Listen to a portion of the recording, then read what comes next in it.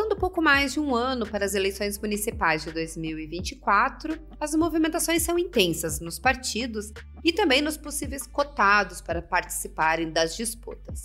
No Rio Grande do Sul, a região metropolitana de Porto Alegre exerce um papel importante e recebe destaque. Para entender mais sobre essa importância, o Correio do Povo foi a campo e traça o atual panorama político das 10 maiores cidades da região metropolitana.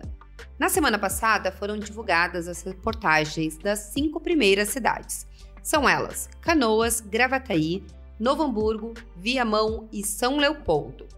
Nesta segunda semana, serão publicados os conteúdos das cidades de Alvorada, Cachoeirinha, Sapucaia do Sul, Guaíba e Esteio. Elas foram elencadas a partir do número de habitantes, de acordo com o censo divulgado neste ano. O Direto ao Ponto desta vez conversa com o repórter Felipe Nabinger, da Editoria de Política, exatamente para falar sobre os bastidores desse conteúdo especial e discutir um pouco sobre como estão as discussões políticas nestas cidades. Eu sou Maureen Xavier e sejam bem-vindos a mais um episódio.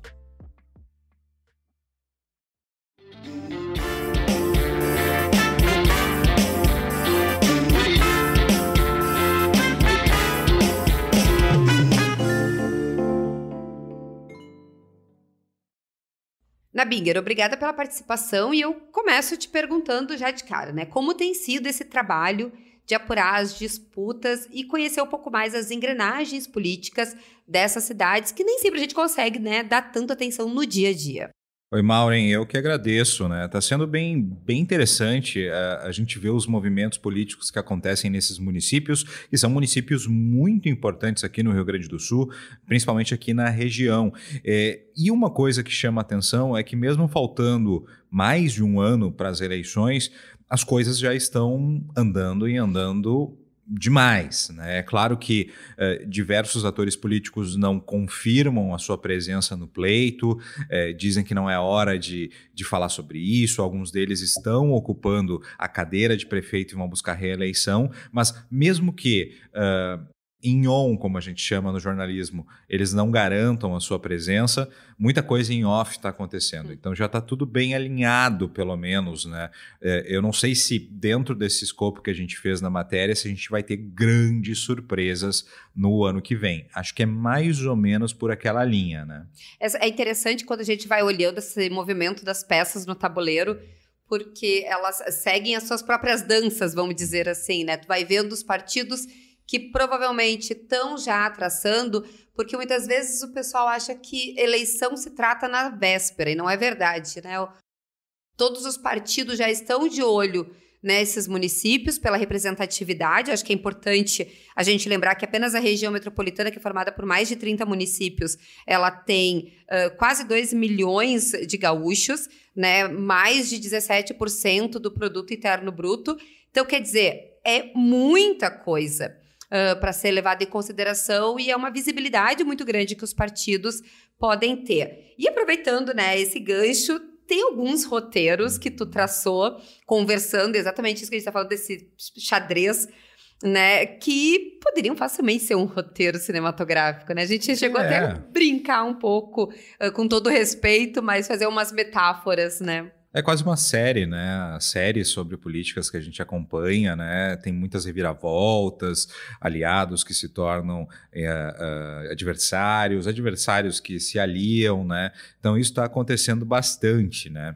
E sobre essa aliados que se tornam adversários, tem 2 cidades, talvez as 2 maiores, né, com certeza, além de Porto Alegre, dentro desse nosso recorte, que são Canoas e Gravataí.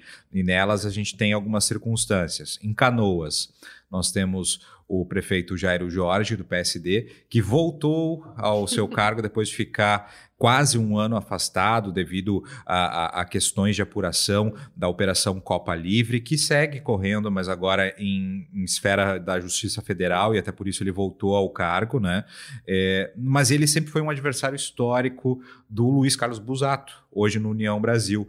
E esses 2 atores políticos, depois da volta do Jairo Jorge, eles se reaproximaram. Então a gente vê eles em muitos eventos. É claro, o Busato é deputado federal, tem a questão de emendas para a cidade que é o reduto eleitoral dele, né? Isso até que é natural, mas se fala numa aproximação maior que isso até, um alinhamento, né? E interessante lembrar, né, que, por exemplo, Busato venceu, né, a candidata indicada por Jairo Jorge. Jairo Jorge foi eleito, foi reeleito. Como não podia ter o terceiro mandato, entrou Beth Colombo, né, para não errar, hoje no Republicanos.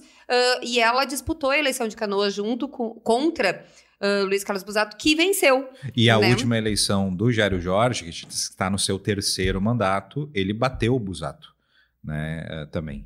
Exato. Não, daí esse foi o confronto direto, né, da eleição de 2020. Mas é claro que quando tu entras na política, o ideal é que, independente de que partido tu estejas, tu faça as coisas pela tua cidade, pelo teu estado, pelo teu país.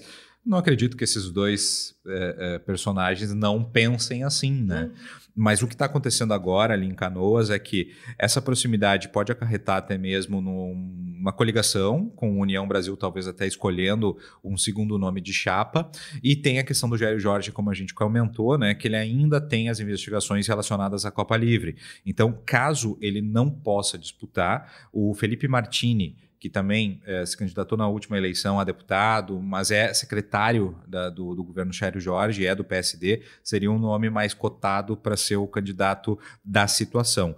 Canoas, que vive na parte mais à esquerda, né, um certo êxodo, que não é só Canoas. A gente percebeu que algumas outras cidades da região metropolitana também tiveram enfraquecimento, principalmente do PT. E Canoas teve, nos 2 primeiros mandatos do Jairo Jorge, um prefeito do PT, porque o Jairo era do PT naquele momento. Né? Mas depois da sua saída, agora até alguns entes do partido fazem parte da gestão dele, mas tem uma indefinição mais ou menos uma indefinição, né, nesse prisma político ali em Canoas. Já em Gravataí, para a gente ir pegando aí a outra rodovia, 118? Às vezes eu sempre 118. R118, a gente vai parar em Gravataí. Vamos onde, né, enfim, aliados que vão literalmente virar adversários. É o contrário de Canoas. O contrário. E a gente até teve um desdobramento com a publicação. A gente publicou a matéria na terça-feira sobre o cenário de Gravataí. E na quinta já teve desdobramento. Conta um pouquinho como é que tá o cenário em Gravataí. Em Gravataí o cenário, ele vai ser uma eleição bem disputada, bem interessante. Por quê? Porque o atual prefeito Luiz Zafalon, que é conhecido como Zafa, ele foi eleito com auxílio do ex-prefeito, né, o Marco Alba, do MDB. O Marco Alba deixava a prefeitura e fez a campanha para que o Zafa fosse eleito como seu sucessor, e isso aconteceu. O Zafa foi prefeito num período de pandemia, né? Então ele andou muito pelas próprias pernas, teve muitas ações ali que são da sua gestão, independente de partido A ou B. Então o que aconteceu? Ele queria disputar a reeleição, mas o Marco Alba está voltando para o cenário e vai se candidatar. Então o que acontece é que o Zafa procurou outro partido, ele avisou, vou sair do MDB. E foi procurado por diversas siglas, mas optou por entrar no PSDB. 2 dias aí depois da publicação, ele teve o seu ato de filiação com presença do governador Eduardo Leite, de deputados estaduais que estiveram presentes. Então foi uma aquisição do PSDB que foi muito festejada, digamos assim, né? Porque Gravataí tem o 4º maior PIB do estado, a 4ª maior economia, a cidade da General Motors. Então é uma cidade importante. E acontece isso, teve essa briga, vai ser o Zafa contra o Marco Alba, e não bastasse, tem a tabuleiro do Daniel Bordignon, que foi prefeito de Gravataí em 2 gestões, isso ali pelos anos 90, começo dos 2000, depois foi candidato pelo PDT em 2012, né, e teve complicações envolvendo a justiça eleitoral, acabou ficando inelegível por 5 anos, recorreu, quando tu entra com recurso, às vezes até tu posterga, né, essa quantidade de anos, porque depende daí de como é que vai correr o recurso, mas o que temos agora é o Daniel Bordignon em condições de ser candidato. Ele que é do PT, né? Ele saiu para o PDT nessa eleição em que ele acabou tendo a chapa cassada agora só com uma correção em 2016, né? Não foi em 2012. e voltou para o PT. Então, ele é um candidato natural, digamos assim, e ele vem fazendo uma costura ali com o Dimas Costa, do PSD, que é atualmente secretário adjunto de esporte do Estado, né? O pessoal pode achar meio estranho, né? Ele é um ente do governo Eduardo Leite. E será que ele vai coligar com o PT? É uma possibilidade. Em alguns discursos, né, principalmente o Daniel Bordignon fala como se fosse uma campanha só. Mas, claro, muita água vai rolar para ver o que vai acontecer se essa chapa realmente vem. Mas Gravataí pode aguardar uma eleição muito disputada. E é interessante porque, pela quantidade de população, neste momento, não tem segundo turno. Isso, né? O que isso. Pode acontecer. Tá pertinho. Tá pertinho, faltam poucos residentes. Eleitores, né? Tipo, porque... residentes no sentido exatamente de eleitores com o seu título. Lá, né? Porque para que tu tenha o seu segundo turno, tu tem que ter 200 mil eleitores. Para que Gravataí chegue nesse ponto, faltam 8 mil. O que pode acontecer? Pode acontecer que até o ano que vem, jovens de 16 anos se regularizem seu título, ou por algum motivo envolvendo a economia, mais pessoas se mudem para Gravataí e alterem seu título. Não é impossível.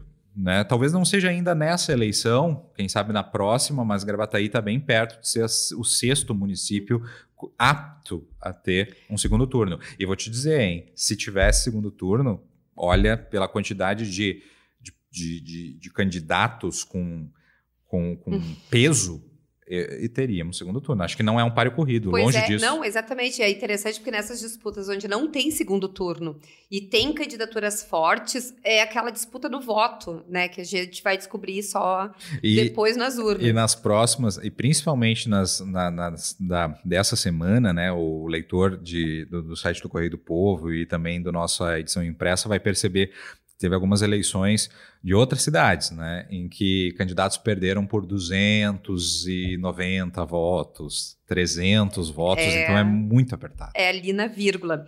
E vamos seguindo vamos atravessar a Freeway agora, saindo de Gravataí, nós vamos a Viamão. Vamos lá. E é muito interessante, porque quando a gente vai olhando com lupa para alguns municípios, as curiosidades estão ali. E, nesse caso, as movimentações políticas no município de Viamão, elas passam diretamente pela Assembleia Legislativa.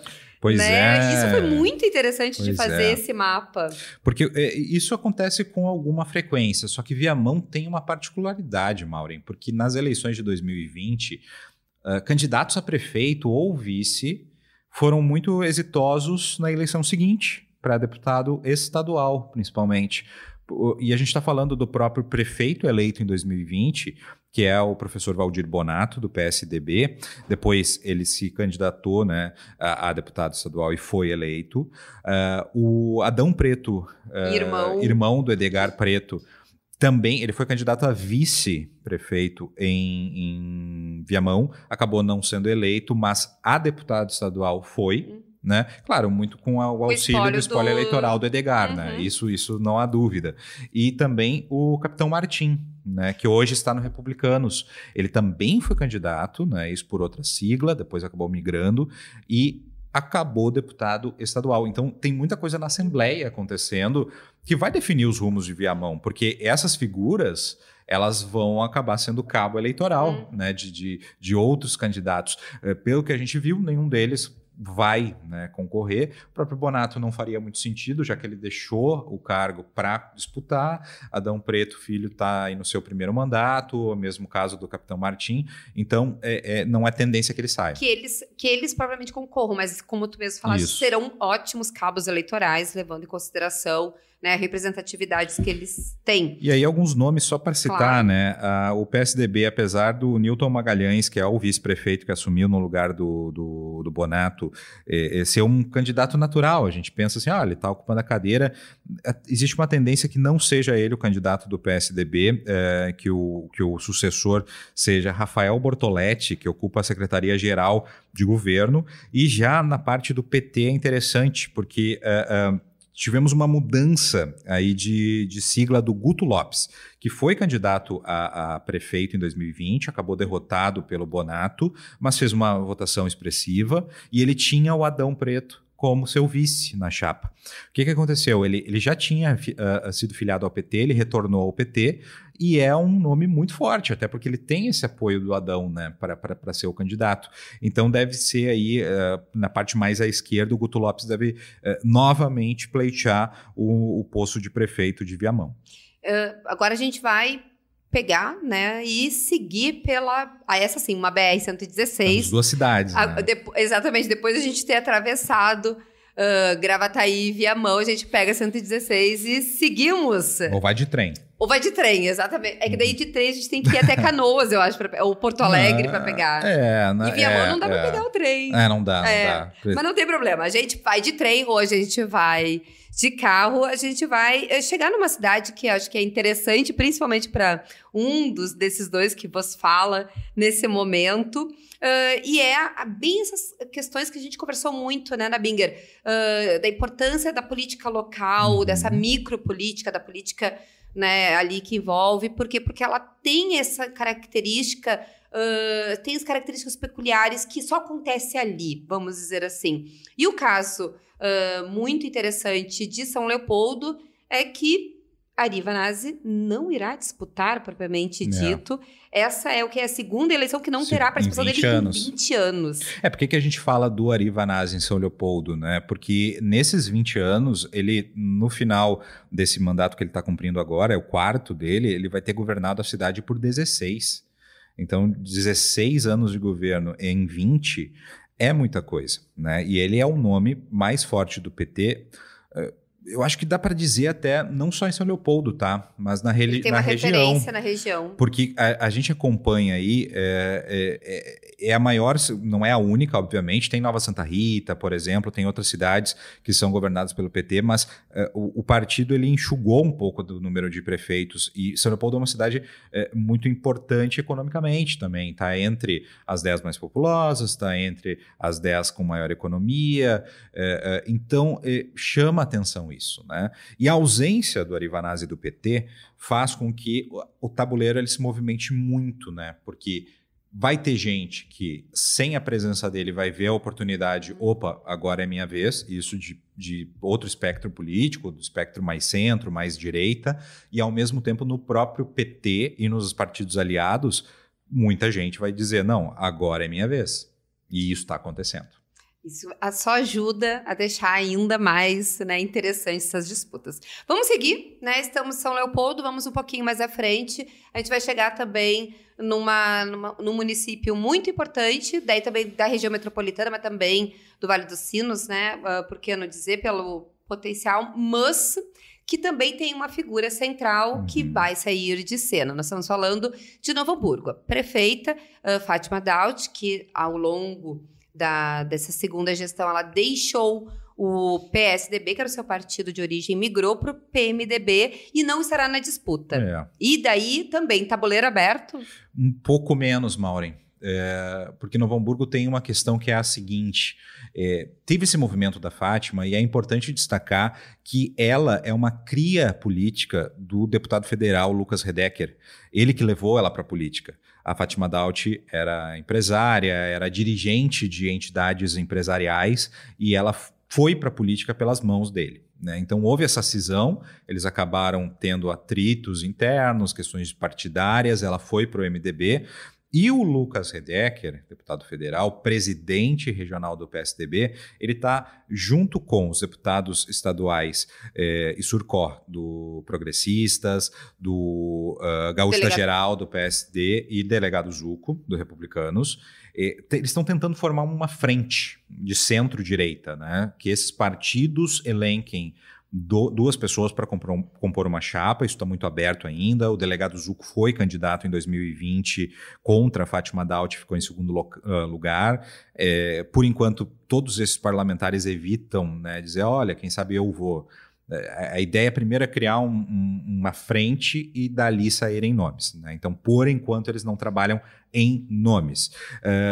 Só que o MDB da Fátima Daut tenta convencer Giovanni Feltz, que é o secretário de Agricultura, a concorrer pelo MDB. Ele teria que mudar o seu domicílio eleitoral. Ele foi por 3 vezes prefeito de Campo Bom, né? Uma definição sobre isso deve acontecer após a Expo Inter. A gente está, no momento que grava esse podcast, bem perto do início da Expo Inter, né, de 2023. Mas tem esse impasse. Então aí a gente falou de 2 linhas, né? E tem a linha mais à esquerda. O Tarcísio Zimmermann, que foi prefeito lá em Novo Hamburgo, ele deixou o PT e também se aposentou da vida pública, né? Ele ficou desgostoso com os movimentos, principalmente agora na eleição de 2020, onde ele se candidatou a deputado federal, não teve um apoio do partido, né? E o PT também reduziu, né, ali em Novo Hamburgo. O ex-vereador Fulfo Azevedo é apontado por muitos como um candidato. Mas olha como a gente já fala, né? Falamos em 3. Se a gente for abrir São Leopoldo, e o nosso ouvinte vai poder ver lá no site do Correio do Povo, tem no mínimo 4, e talvez até amplie um pouco mais, né? Porque as costuras elas estão mais intrincadas. Em Novo Hamburgo tem um certo alinhamento, a gente já consegue vislumbrar um pouco mais o cenário. E é interessante porque também, claro, a gente está aqui falando de um cenário mais macro dessas movimentações, porque normalmente depois tem as candidaturas para marcar posição, né? Os partidos que lançam seus candidatos, até para ir também já testando, para ver como é que tem uma aceitação. Então, tende a ser um número maior de candidatos lá, mais perto da eleição propriamente dito. Inclusive, até citando aqui um jornalista local de Novo Hamburgo, no momento que a gente está gravando esse podcast, tá? Que é o João Ávila, muito conhecido lá na região do Vale dos Sinos, meu amigo, um abraço para ele, depois eu mando um podcast para ele ouvir, mas citando aqui a fonte, ele coloca no seu blog aqui, né, que o vice-prefeito Márcio Líderes de Novo Hamburgo, que era um dos cotados como cabeça do PSDB, ele vai sair do PSDB. É um movimento que talvez não mude a questão dele poder ser candidato, porque ele está indo para o Cidadania, né? E que está federado com o PSDB. Mas é aquele jogo político, né? Então, enquanto a gente estava gravando aqui, recebi no meu WhatsApp aqui, justamente sobre Novo Hamburgo. Essa dança das cadeiras é sensacional. Realmente um vai para lá e vai se adequando. Importante só ressaltar que, no caso dos prefeitos, né, a Justiça Eleitoral entende que sim, os prefeitos podem mudar de sigla sem perderem o mandato. É diferente no caso, por exemplo, dos vereadores, que eles são compostos numa eleição coletiva, né? Então elas acabam sendo pelo partido, o cargo é do partido. Então, se daqui a pouco o vereador eleito deixa o partido, ele acaba perdendo o cargo. Claro, tem algumas negociações, às vezes, que evitam que isso aconteça. Mas a janela partidária, no caso dos vereadores, é março do ano que vem. E essa, sim, promete ser uma dança dos partidos.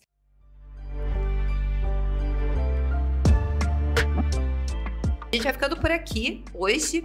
Se gostou do Direto ao Ponto, confira outras edições que estão disponíveis no site do jornal, no YouTube ou aí no seu aplicativo de streaming favorito. Vou agradecer a presença do Nabinger para ter essa conversa. Essa é a primeira edição, tem a segunda depois. Por quê? Porque nessa semana tem mais cidades sendo publicadas, né? Na segunda, a gente teve que foi, né, nesse momento que a gente está gravando o podcast, Cidade Alvorada. Terça-feira, Cachoeirinha. Quarta, Sapucaia do Sul. Quinta, Guaíba. E na sexta, encerrando Esteio. Esse episódio teve produção, roteiro e apresentação de Maura Xavier, tendo edição de Mariana Neck e coordenação de Márcio Gomes. Obrigado por nos acompanhar e até a próxima.